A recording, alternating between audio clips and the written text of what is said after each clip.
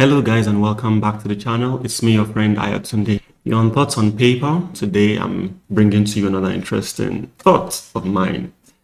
I think a lot about many different things, and ever since I started living in Ghana, I have seen that electricity in Ghana is really stable, at least compared to Nigeria, where I am from. In Nigeria, it's not out of place to not have light for more than half the day in some places.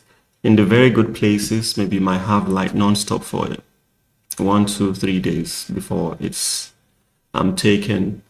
Or sometimes it's dependent on the areas of the same town where you live in. I recall once when I lived close to a teaching hospital, the electricity supply was so stable, very stable, compared to the other parts of the same town. I'm talking about Ilorin in southwestern Nigeria. So Dumso is what Ghanaians call lights out. And there seems to be seasons of the year where Dumso happens. That part of the year, you might have a number of weeks where the electricity is really unstable, and Ghanaians seem not to be used to this lifestyle. Sometimes when I joke with my friends, my Ghanaian friends about it, I tell them, Charlie, all this thing you call Dumso is a daily affair where I am from.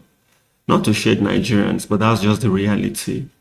In Nigeria, it's okay, it's normal. You don't even think too much about it when you wake up in the morning and there is just no light till probably 12 in the afternoon.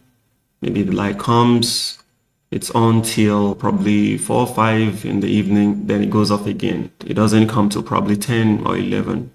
So it's not atypical for Nigerian homes to have generators. Almost every home has one. We had generators, not even one, because they could break down or one might be at fault. Then you switch to the other one. These days, people are using more of inverters, solar panels and all those things. I think that's a trend that is catching on and more people are starting to key into it. It's not typical for you to start hearing the noise of generators in the neighborhood from about 7 p.m. in the evening, sometimes till 11, for some people till the next morning. So Nigerians have become so used to not having regular power supply that no one bats an eyelid when light goes out for 7, 8, 9 hours of your 24 hours. In some places you don't even have light for more than 4 hours in a day, and there are places where you might have light taken off for days. It's even worse when then there is an electrical fault, say maybe a transformer blew. You might not have light for weeks, sometimes for months. We have become so used to it that I'll tell you a funny but pathetic story. I mentioned earlier that I once lived close to a teaching hospital. When I moved to that side of town, the electricity was really stable. 3, 4 days, there might not be any blink. The electricity might just be on 3, 4, 5 days. I soon realized that I started having this uncomfortable feelings, some kind of anxiety each time I got back home from class and the light was just there on. I would be waiting for it to go off. It wouldn't. Next day, same thing. The bulbs are on. I started to sort of panic.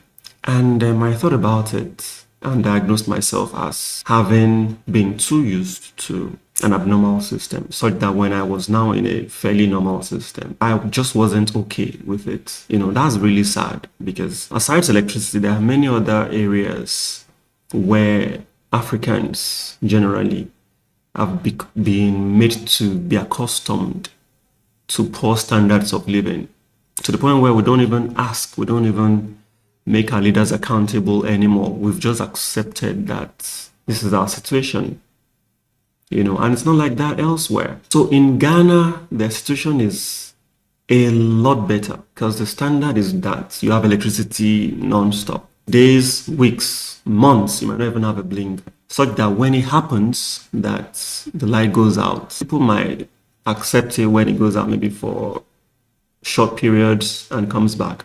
But when it starts to become every day for many hours, then Ghanaians start to complain. And I joke with my friends that, Charlie, you guys are, you're still enjoying. I mean, compared to what Nigerians have accepted and are used to now. So I looked it up and saw that Ghana generates about 5,500 megawatts of electricity.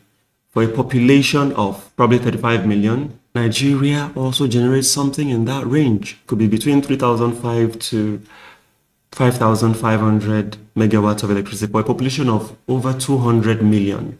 You see where the problem lies. Nigeria's installed capacity is over 15,000, but the output generated and fed into the grid is always less than 6,000 megawatts, and that's not enough. For comparison, Egypt generates about 60,000 megawatts. South Africa generates about 48,000 megawatts. And then the giant of Africa generates less than 6,000 for a population of 240 million. That's sad. Tinubu said, by all means necessary, you must have electricity, and you will not pay for estimated bill anymore. A promise made will be a promise kept.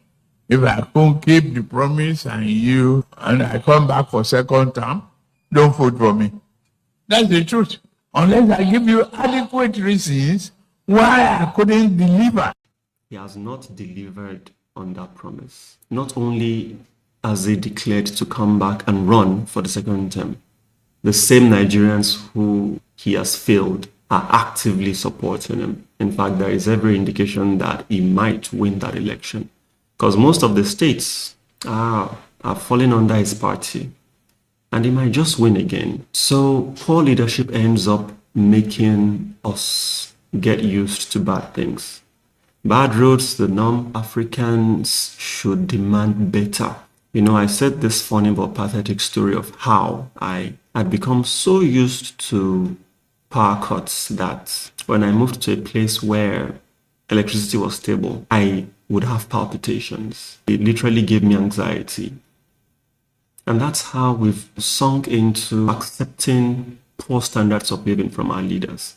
Our leaders do not live that way. It is you, the citizens, who live that way. If you do not hold them to account, it's okay for them to keep you that way. So I'll end this video here. I don't want it to be too long. I welcome your thoughts and opinions in the comment section. I invite you to please like this video, share it, and subscribe. I'm aiming to hit 100 subscribers. I'd appreciate your help on that. Thank you. Bye bye.